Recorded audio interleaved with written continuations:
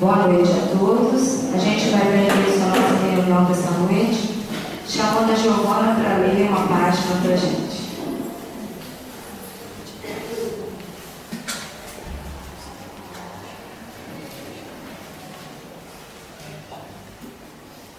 Além da morte. O reino da vida, além da morte, não é domicílio do milagre.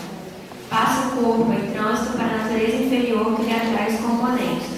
Entretanto, a alma continua na posição evolutiva em que se encontra. Cada inteligência apenas consegue alcançar a periferia do círculo de valores e imagens dos quais se faz o centro gerador. Ninguém pode viver em situação que ainda não consegue. Dentro da nossa capacidade de autoprojeção, erguem-se os nossos limites. Em suma, cada ser apenas atinge a vida até onde possa chegar a onda do pensamento que lhe é próprio. A mente primitivista de um homem, transposto o limiar da morte, continua preso aos interesses da furna que lhe consolidou os hábitos instintivos. O índio desencarnado dificilmente ultrapassa o âmbito da floresta que lhe acariciou a existência. Assim também, na vastíssima fauna social das nações, cada criatura dita civilizada, além do sepulcro, circunscreve-se ao círculo de concepções que mentalmente pode abranger. A residência da alma permanece situada no manancial de seus próprios pensamentos. Estamos naturalmente ligados às nossas criações. Demoramos onde supomos o centro dos nossos interesses. Facilmente explicável assim a continuidade dos nossos hábitos e tendências além da morte. A escravidão e a liberdade residem no livro do nosso próprio ser. Em razão das leis que nos governam a vida, nem sempre o mensageiro que regressa do país da morte procede de planos superiores e nem a mediunidade será sinônimo de sublimação. Determinadas inteligências desencarnadas se comunicam com determinados instrumentos mediúnicos. Os habitantes de outras esferas buscam no mundo aqueles com os quais simpatizam e a mente encarnada aceita a visita das entidades com as quais se afina. A necessidade do Evangelho, portanto, como estatuto de edificação moral dos fenômenos espíritas, é impositivo e inageável. Com a boa nova, no mundo abençoado e fértil da nossa doutrina de luz e amor, possuímos a estrada real para a nossa romagem de elevação. Emmanuel, do livro Roteiro, Psicografia Francisco Antônio de Xavier. Vamos à nossa prece. Pai de infinito amor e bondade, Jesus, nosso mestre, nosso amigo, nosso companheiro maior, neste momento, Senhor, que aqui estamos, te agradecemos, Pai, por estarmos aqui mais uma vez, reunidos em Teu nome, pedindo por todos aqueles que ainda desconhecem os Teus ensinamentos, por aqueles que ainda se encontram nos seus leitos de dores, aqueles também, Senhor Jesus, que aqui não puderam estar conosco, pedindo por todos nós aqui presentes e pedindo pela nossa companheira que vai trazer a palavra dessa noite, que ela possa ser envolvida no Teu amor, na Tua paz. E muito obrigado, Pai, por tudo que tem nos dado e que tem nos concedido a cada instante de nossa existência. E aqui damos como iniciada a nossa reunião desta noite. Que assim seja. E deixamos a palavra ao nosso companheiro Terezinha. Com todos nós, que nós permitamos que os amigos espirituais nos tratem enquanto aqui estamos. Porque são os minutos que reservamos para a nossa meditação, para a nossa mudança de visão da vida com os ensinamentos da doutrina espírita. Uma coisa que eu acho, inclusive, eu não sei quantos aqui concordam comigo, mas quando eu comecei a estudar, e quando a gente trabalha com turma de estudo, às vezes as pessoas entendem o que está escrito, sabem fazer comentário do que está escrito, mas é uma mudança da forma de raciocinar. Você tem que mudar o que se chama o paradigma, a forma que você analisa as leis da vida, os entendimentos sobre as passagens que conhecemos tão bem e que interpretávamos de outra forma. Então, com a doutrina espírita, a interpretação baseada nos princípios básicos da doutrina espírita, existência de Deus, existência da alma, sobrevivência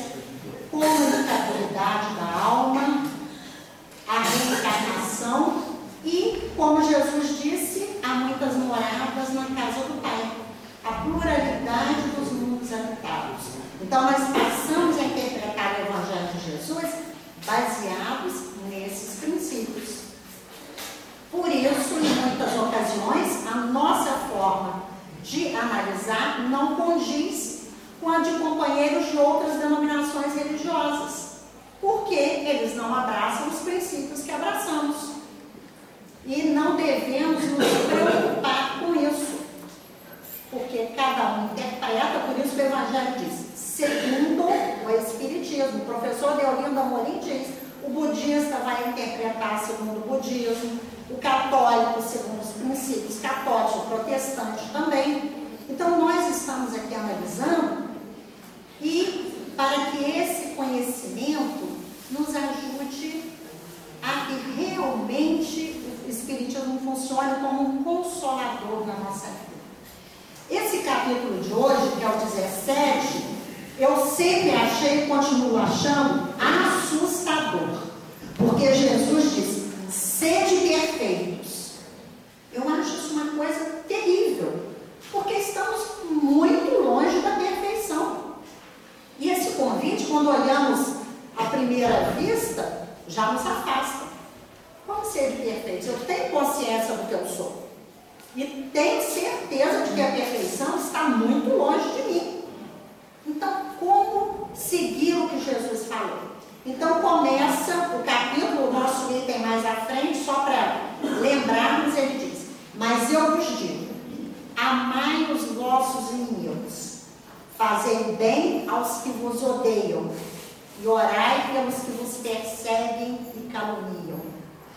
Esse ponto já é importante para nós. Fazer o bem a quem não gosta da gente e muitas vezes nos desejam mal, nos perseguem e caluniam.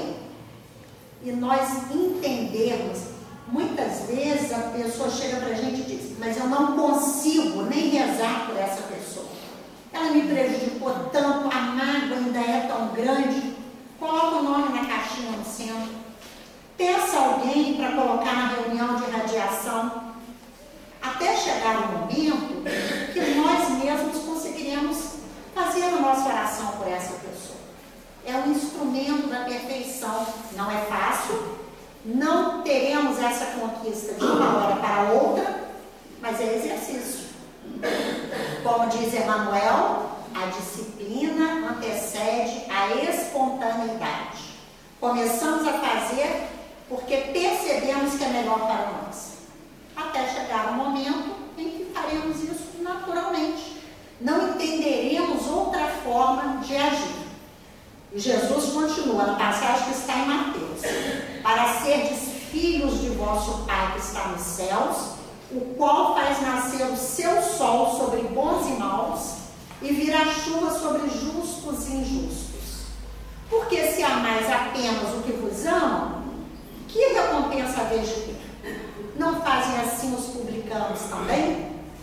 E se vós saudardes somente os vossos irmãos, o que vocês fazem de especial? Os gentios, quer dizer, os não-judeus, aqueles que não professavam a crença do Deus único dos judeus, eles também fazem isso. Então, sede logo perfeitos, como o vosso Pai Celestial é. Então, aqui tem um comentário de Kardec, e no item 3, ele relaciona algumas características do homem de bem. Então, ele fala que é bom, respeita a convicção dos outros, faz ao outro aquilo que gostaria que ele fosse feito, e todas aquelas qualidades que nós sabemos serem necessárias e que muitas vezes também temos conhecimento e estamos longe de ter. E Kardec conclui, fazendo tudo isso, ainda não atingiremos a perfeição, mas estaremos mais próximos de sermos chamados homens de bem. O item seguinte, ele fala dos bons espíritas, que o bom espírita e o bom cristão são a mesma coisa. E ele vai contar a parábola do semeador que saiu a semear, e dependendo do terreno onde ele jogava a sua semente, ela florescia ou não. lembrando-nos da nossa vida, das nossas ações, como é que temos semeado, o que temos semeado, para colhermos aquilo que semeamos. E se percebemos que semeamos errado, vamos passar a fazer uma semeadura melhor para colhermos melhor no futuro. Em seguida vem a instrução dos Espíritos, tudo os passos para a perfeição. Porque estamos longe da perfeição que Jesus nos convida a ter. Sermos perfeitos, como perfeito é o vosso Pai que está no céu. Nós sabemos que fomos todos criados simples e ignorantes e que o nosso destino é a perfeição de todos. Mesmo que estejamos nesse momento nos sentindo arrasados, doentes, derrotados, amargurados, estamos aqui para chegarmos à perfeição.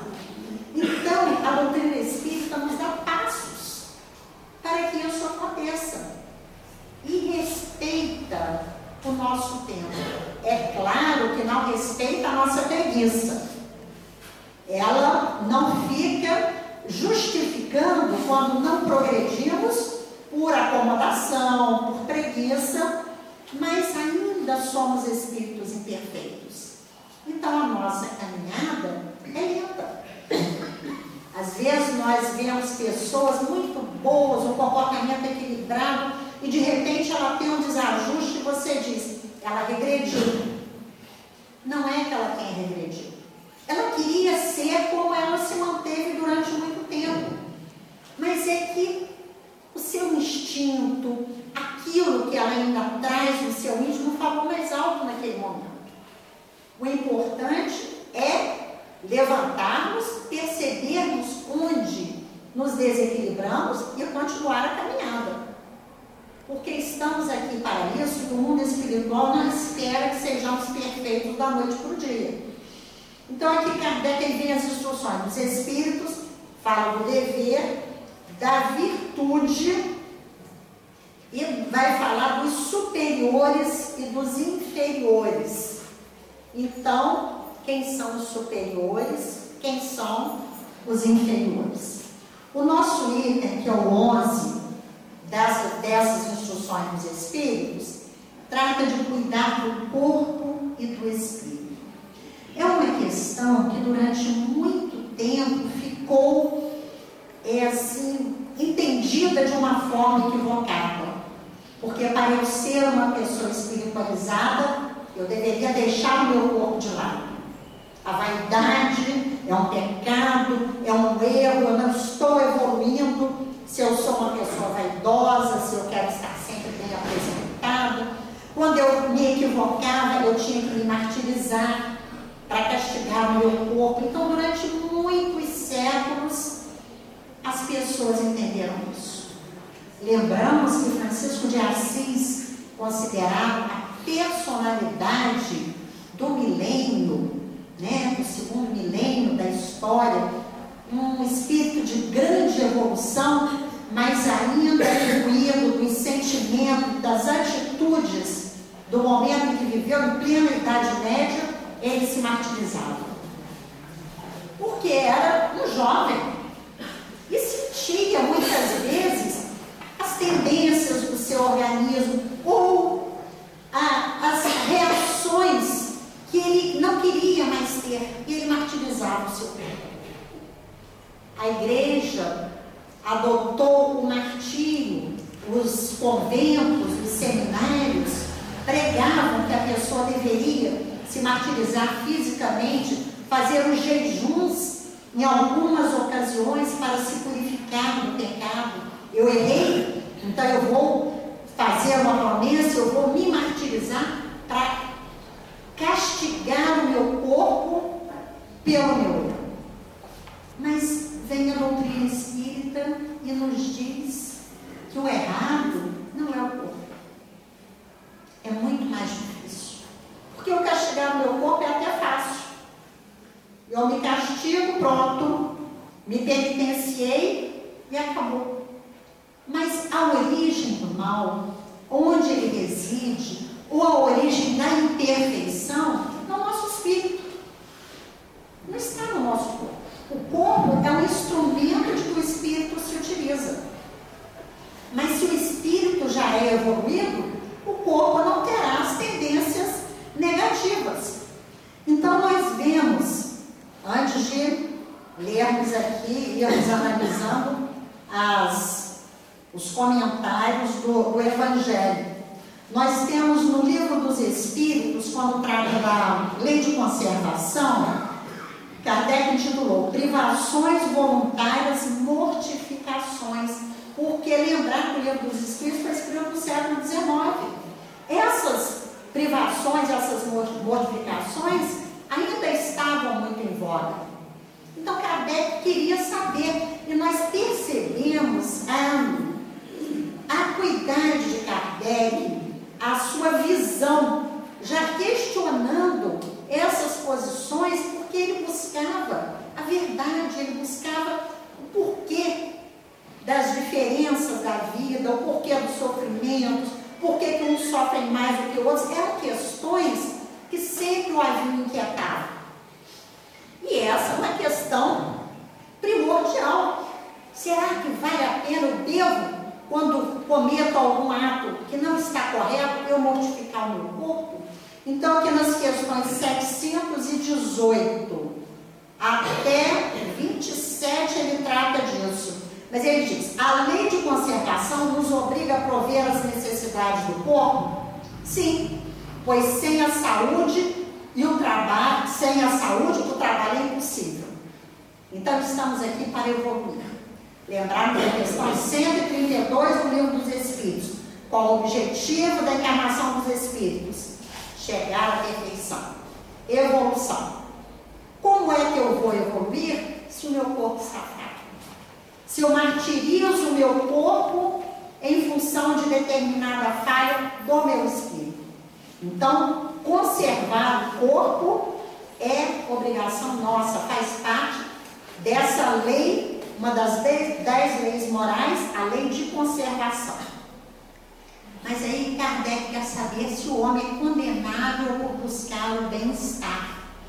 Se ele deve se martirizar, se punir, estar sempre naquela atitude de penitência, ou se ele deve buscar o bem-estar. Ele diz assim, o bem-estar é um desejo natural. Deus proíbe o abuso, que é contrário à conservação, e não considera crime o bem-estar, se este não for conquistado às custas de outro. As privações voluntárias com vistas a uma expiação igualmente voluntária têm mérito aos olhos de Deus? Somos imperfeitos. Então nos equivocamos enormemente. Aí a gente diz, eu vou me privar de determinada coisa para Deus me ajudar, para eu conseguir ser perdoada dessa minha falha. Então Kardec quer saber se essa privação voluntária, para eu expiar uma falta ou um crime, ou seja, lá o que for, se tem mérito aos olhos de Deus. E olha a resposta pequena que os Espíritos deram. Fazer o bem aos outros e tereis maior mérito. Então, ao invés de martirizarmos o nosso corpo, vamos nos vencer.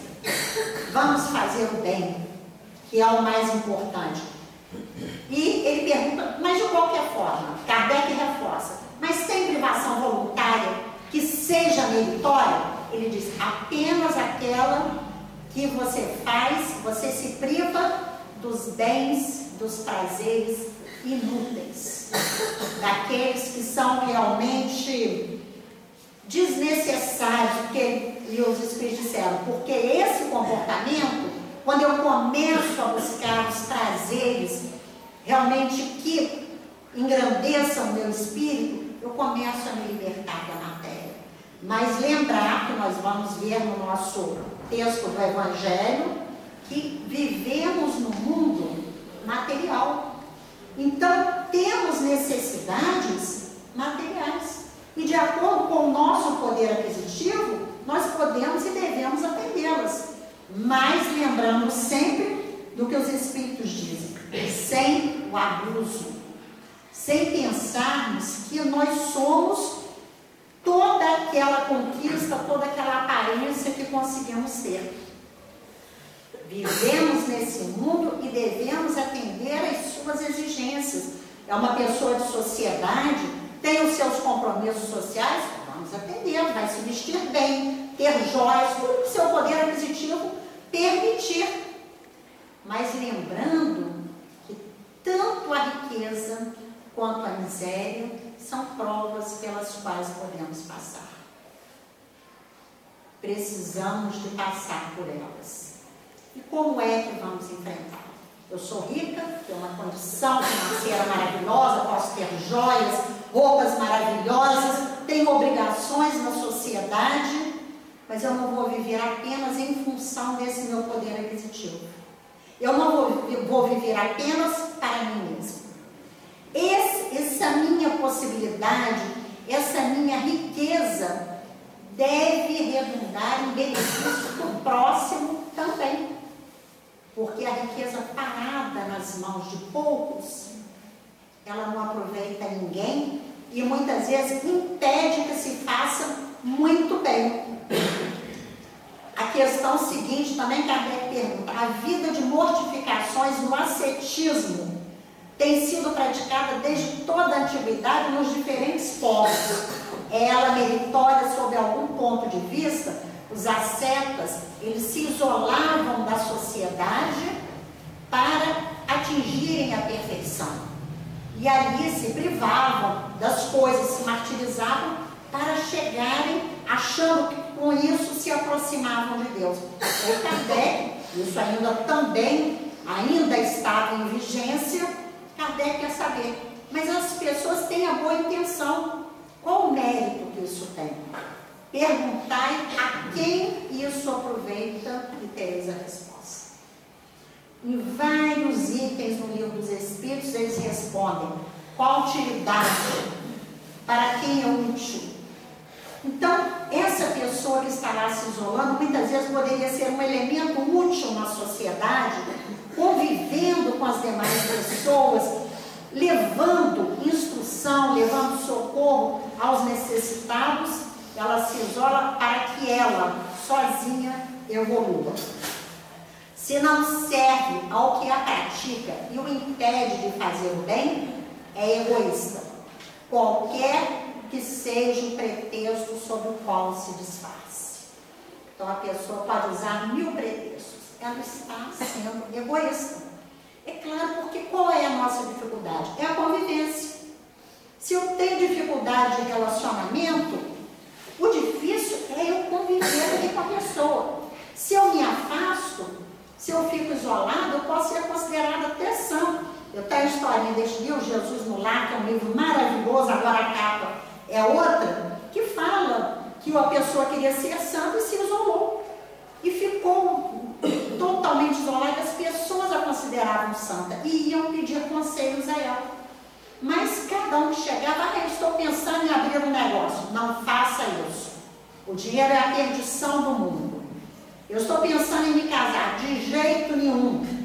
Você está cedendo aos prazeres. Toda ideia que a pessoa tinha, ele cortava. Chegou no mundo espiritual, considerado um assassino. As pessoas o consideravam santo, porque ele estava lá no deserto, não convivia com os outros, se sentia puro, mas ele matou a esperança e a ilusão de cada um que o buscava. Além de não ter sido útil à sociedade, ele fez com que muitas pessoas abandonassem os seus caminhos, os seus planos, porque ele era um santo, ele era uma autoridade. Então, as pessoas o ouviam, achavam que deveriam segui-lo. E aí nós chegamos aqui quando Allan Kardec, e lembrando, o Livro dos Espíritos lançado em abril de 1857, e o Evangelho também em abril de 1864. Então, 7 anos depois, e tratando desses mesmos assuntos que estão no Livro dos Espíritos. Só que aqui no Evangelho tem as mensagens dos Espíritos, tem comentários mais extensos de Kardec, para que o nosso entendimento fosse se abrindo. Lemos uma obra, lemos outra, e depois conseguimos juntar uma obra na outra, para aos poucos irmos entendendo qual a mensagem do Senhor. Estamos aqui para vivermos neste mundo como Ele pede. Quando a gente lê cuidar do corpo e do espírito, estamos numa época em que se valoriza muito a juventude. As pessoas que já ficaram mais velhas querem ser jovens, querem parecer jovens porque o valor é ser jovem. E muitos fazem horrores para se manter jovens. Em questão de roupas, em questão de plásticas, de cremes, de produtos. Tem alguma coisa de errado? Não. Desde, lembrando do Livro dos Espíritos, que isso não redunde no abuso. Eu posso buscar, se eu tenho alguma imperfeição que me incomoda, eu tenho direito de fazer uma cirurgia. Eu tenho um nariz que não gosta, alguém quer trocar, ou está com alguma coisa fora do lugar. É justo, pode fazer. Mas lembrar que o mais importante é cuidarmos do espírito. Mas também, se o nosso corpo nos desagrada tanto, que não conseguimos conviver com ele, aquilo nos incomoda até de pensarmos em outra coisa, vamos fazer. E depois disso, vamos verificar. Eu modifiquei? Foi útil? Foi bom para mim? Porque a doutrina espírita, ela nos convida à reflexão. Não é uma doutrina que nos impõe nada. Porque para evoluirmos, precisamos de ser senhores das nossas vidas. Assumirmos a responsabilidade das nossas posições. E cada um de nós está numa posição. Ninguém pode determinar se o que o outro faz é certo ou errado. Porque nós não estamos no momento dele. E nem ele está no nosso. Então aqui, essa mensagem do Georges, é o espírito protetor. Foi dado em Paris em 1863. Ele começa. Consistirá a perfeição espiritual na maceração do corpo? Para resolver esta questão, apoio-me em princípios elementares e começo por demonstrar a necessidade de cuidar do corpo, que, segundo as alternativas de saúde e doença, influi sobre a alma de maneira muito importante, pois temos que considerá-la como prisioneira da carne. O nosso corpo é o nosso instrumento de evolução. Francisco de Assis, no seu grande respeito por tudo que era criado, ele falava que o seu corpo era o seu jumentinho, o seu instrumento para conseguir caminhar mais. Para que esta prisioneira, a alma, possa viver, movimentar-se e até mesmo conceber a ilusão da liberdade, o corpo deve estar são, disposto e vigoroso. Porque todos nós sabemos, não existe coisa pior do que estarmos dispostos. Às vezes temos compromisso na casa espírita, compromisso de trabalho, e aí conhecemos com alguma doença, um mal-estar. Em muitas ocasiões não conseguimos nem raciocinar direito. Você diz assim, eu estou com tanta dor que eu nem consigo pensar. Então eu preciso cuidar do outro. E uma recomendação que os espíritos nos fazem, viemos ao centro, fazemos tratamento espiritual, tomamos o passe, mas Deus deu ao homem inteligência. Inteligência para que cada vez mais a medicina fosse aprimorada para cuidar do nosso corpo. Então vamos fazer os tratamentos na casa espírita junto com o tratamento do médico. Tem um livro, acho que é Lições de Sabedoria, que são entrevistas com Chico Xavier. E o Chico foi uma pessoa doente a vida inteira. tinha aquele problema na vista, sério. E um dia o Arigó, um grande médium, mandou dizer para o Chico que era para ele ir procurá-lo, que ele iria operá-lo. Esse de jeito nenhum. Eu já tenho esse problema, eu conheço, eu convivo com ele, e o título dessa série de questões é assim: médium com bisturi na mão não me opera. Porque essa doença que eu tenho é uma necessidade espiritual. Se ele operar e se eu for ficar bom, eu tenho essa necessidade, vai aparecer outra, então essa eu já conheço. Para que nós também tenhamos aquele critério de não andarmos atrás, tem um médium ali fazendo cura, eu vou lá. Lembrarmos que aquilo, a dificuldade que nós trazemos agora, a doença, às vezes desde pequenos, crianças que já nascem com câncer, com problema cardíaco, é uma necessidade do espírito para a sua evolução, e devem ser usados todos os recursos da medicina para que ela viva o melhor possível. Deus deu inteligência ao homem para que tenhamos mais conforto, mais saúde. Sabemos hoje que estamos vivendo muito mais do que há décadas atrás, devido aos avanços da tecnologia, da medicina, mas isso não elimina as nossas necessidades espirituais. Mas quando entendemos que a doença do corpo é um aprendizado para nós, nós vamos buscar todos os recursos e, modificando a nossa forma de encarar a doença, passaremos por ela bem melhor. E aqui o Espírito continua: estabeleçamos uma comparação. Eis que ambos se encontram em perfeito estado. Que devem fazer para manter o equilíbrio entre as suas aptidões e as suas necessidades tão diferentes? Então o espírito está bem e o corpo está bem. O embate entre eles parece inevitável e difícil chegar-se ao segredo do equilíbrio. Dois sistemas se defrontam nesse caso, que nós já falamos no Livro dos Espíritos. O dos ascetas, que desejam abater o corpo, e dos materialistas, que querem diminuir a alma.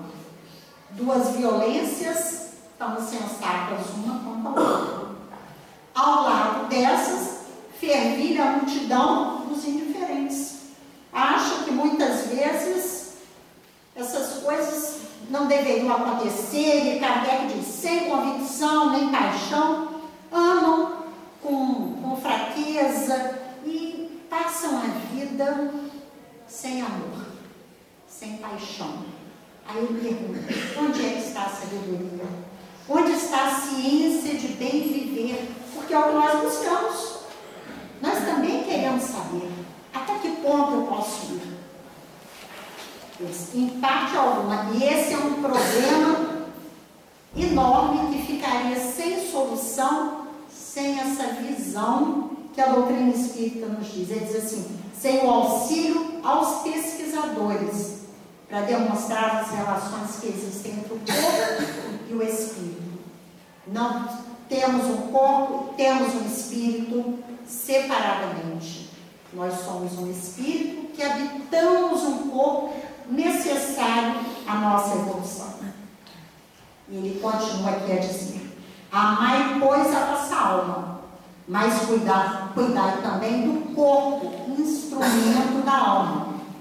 Desconhecer as necessidades que lhe são peculiares por força da própria natureza é desconhecer as leis de Deus. Quando nós estudamos as leis morais no Livro dos Espíritos, a primeira lei, lei divina ou natural, é a lei de Deus. E qual é a lei de Deus? Fazer ao outro aquilo que eu gostaria que me fizesse. Jesus resumiu os 10 mandamentos em amar a Deus sobre todas as coisas e ao próximo como a mim mesmo. O que é me amar? É me olhar no espelho e me achar linda, maravilhosa, inteligente. Isso é ser vaidoso, muito vaidoso e às vezes equivocado demais, né? Me amar é me ver como espírito imortal. É me ver como um ser humano criado criado para a perfeição. Então eu preciso de cuidar do meu espírito, mas não é só cuidar do meu espírito e nem só cuidar do meu corpo. É cuidar de ambos. Preciso cuidar do meu corpo? Sim. Sem isso ser chamado de egoísmo ou vaidade. Porque a vaidade excessiva também é perniciosa. É tudo um equilíbrio, o meio termo. A doutrina espírita é uma doutrina de equilíbrio. Ela não nos convida a mudanças radicais, a atitudes radicais. Ela nos convida a análise, ao bom senso, a perseverança, para entendermos por que estamos aqui. De onde viemos? Qual o nosso destino? A nossa vida toda é essa aqui? Ou estamos trabalhando para um futuro melhor? E ele continua: não castigue o vosso corpo pelas faltas que o vosso livre-arbítrio fez cometer, e pelas quais ele é tão responsável como um cavalo mal dirigido o é pelos acidentes que causa. Então, nós somos livres para agir. O nosso corpo, quando nos utilizamos dele para cometermos uma má ação, não é ele que deve ser punido. Foi o nosso espírito que o comandou. O comando está no espírito. Então, eu preciso de educar o meu espírito. E aí ele termina: dobrar e subjugar ao espírito, humilhar e mortificar. É esse o meio de tornar dócil a vontade de Deus e o único que conduz à perfeição. A questão 785 do Livro dos Espíritos, quando Kardec pergunta qual o maior obstáculo ao progresso, nós falando de mortificar o nosso espírito, de educarmos o nosso espírito, de não culparmos o nosso corpo pelas imperfeições do espírito. Então, o maior obstáculo ao progresso, o orgulho e o egoísmo. São eles que nos fazem, na maioria das vezes, tomarmos caminhos equivocados. E é por eles que pensamos em mortificar o nosso corpo, em castigar o nosso corpo, em agredi-lo, em nos privarmos de prazeres para tentarmos corrigir imperfeições. Não dá resultado. Porque o mais importante é a nossa autoeducação. Aquela análise diária. Por que eu agi assim? Por que eu ainda me comporto dessa forma? Por que aquelas palavras daquela pessoa me atingiram tanto? A pessoa chega falando uma coisa e a gente logo fica violento porque aquilo nos incomodou. Então, levantando essas questões a cada dia, nós iremos percebendo que nós precisamos nos educar. E eu quero terminar com uma historinha do nosso Jesus no Lar, que é um livro riquíssimo. É um livro usado, a minha filha ainda tem, esse ainda era dela, era na mocidade, há quantos anos? Ela está com 35 anos, e deixei o livro de lado. Depois que eu comecei a estudar, eu descobri o valor desse livro. Então não é só para jovem que ele é recomendado, para todos nós, porque o culto do Evangelho no Lar tem isso com Jesus na casa de Pedro. E esse livro narra essas reuniões. E os apóstolos levando para Jesus as dúvidas que temos. Eles, que foram chamados pelo Mestre para serem os seus continuadores, tinham as fraquezas, as dúvidas que nós também temos. Brigavam, se encolerizavam, se aborreciam. Queriam saber como atingir a perfeição que Jesus apregoava, se eles estavam tão distantes dela. Como nós. E Jesus, em cada uma das lições, ele conta histórias. Histórias simples para o povo, para nós, de fatos, de situações pelas quais passamos e que nos levam a pensar em como podemos ir também nos nos melhorando a cada dia. Nós vamos narrar o texto 6, diz assim, os instrumentos da perfeição. Fala que Pedro chegou para Jesus, assim, naquela noite, aborrecido. Ele estava tomado de extremo desgosto.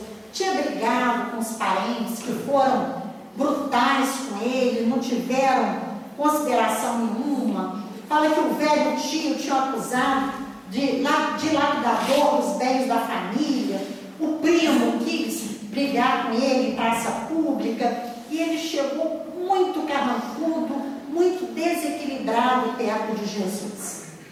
Aí Jesus leu algumas páginas das Escrituras, e aí Pedro desabafou, porque estava esperando a oportunidade para desabafar, saber o que Jesus tinha para dizer. Depois dele falar do seu conteúdo todo, Jesus perguntou para ele: que fizeste, Simão, ante as arremetidas dos familiares incompreensíveis? E Pedro nos lembra nós mesmos. Claro, sem dúvida, reagiu como devia. Respondeu o apóstolo veemente. Lógico que aqui já deve ter muita gente que não reagia, não ia responder como Pedro, reagir como devia, porque já se educou. Coloquei cada um no lugar próprio. Anunciei sem rebuços as más qualidades de que são portadores. Meu tio é raro exemplar de soberanice, e meu primo é mentiroso quanto mais. Provei perante numerosa assistência que ambos são hipócritas, e não me arrependi do que fiz. Então ele desabafou com a família, colocou tudo para fora, como a gente costuma dizer, falei todas as verdades. E conta para Jesus, achando que fez o certo. Jesus não faz comentários. Ele continua fazendo a pergunta. Pedro, que faz o carpinteiro na construção de uma casa? Ele não entendeu. Naturalmente trabalha. Por quê? Usando ferramentas. Aí Jesus continuou. As pessoas com as quais nascemos e vivemos na terra são os primeiros e mais importantes instrumentos que recebemos do Pai para a edificação do céu em nós mesmos. Quando falhamos no aproveitamento deles, que constituem elementos de nossa melhoria, é quase impossível triunfar com os recursos alheios, porque o Pai nos concede os problemas da vida de acordo com a nossa possibilidade de lhes dar solução. A ave é obrigada a fazer o ninho, mas não se lhe reclama outro serviço. Ela fez desde milênios o ninho daquela mesma forma, é tudo que se espera da ave. A ovelha dará lã ao pastor. No entanto, ninguém lhe exige o agasalho pronto. Ao homem foram concedidas outras tarefas, quais sejam as do amor, da humildade, da ação inteligente e constante para o bem comum. Os parentes próximos, na maioria das vezes, são o martelo ou o serrote que podemos utilizar no benefício da construção do templo vivo e sublime, através do qual o céu se manifestará em nossa alma. Se não ajudamos ao necessitado de perto, como auxiliaremos os aflitos de longe? Se não amamos o irmão que respira conosco os mesmos ares, como nos consagraremos ao Pai que se encontra no céu? Então, Jesus vai nos mostrando os instrumentos da perfeição. Assim como na construção da casa se utiliza a madeira, o serrote, o tijolo, o cimento, na construção de nós mesmos nos são dados o nosso corpo, a nossa família, os nossos amigos, o nosso trabalho, a nossa vida em sociedade, para aprendermos a nos trabalharmos, a nos melhorarmos. O convite que a doutrina espírita nos faz é que, de posse desse conhecimento, nos empenhemos em nos melhorar. A cada dia, com um novo comportamento, a cada dia sendo nós que damos o primeiro passo. Mesmo que o outro tenha errado contra a nossa pessoa, contra nós, que nós o procuremos. Porque nós sabemos que quando guardamos mágoas, somos nós que ficamos prejudicados. O nosso corpo se ressente disso. Então, para o nosso bem, para o nosso equilíbrio, vamos nos reconciliar depressa com o nosso adversário, como nos recomendou Jesus. Procurando não amá-lo como nós nos amamos, porque ainda não conseguimos. Às vezes não conseguimos nem nos amar, mas tendo compaixão, tendo tolerância, olhando com olhos melhores, de uma nova forma, entendendo que ele é tão imperfeito quanto nós mesmos e que todos juntos, nos trabalhando na convivência, cada dia mais atingiremos essa perfeição. Nós agradecemos sempre a Jesus, a Allan Kardec, grande codificador da doutrina espírita. Agradecemos a esta casa que nos dá a oportunidade de estarmos aqui, estudando, trabalhando, trocando essas energias, que isso é uma coisa fantástica. O quanto a nossa exposição, embora pareça unilateral, eu estou aqui falando, mas nós trocamos vibrações. Então, que possamos continuar trabalhando, nos melhorando e fazendo melhor. Que Jesus nos ampare e continue conosco.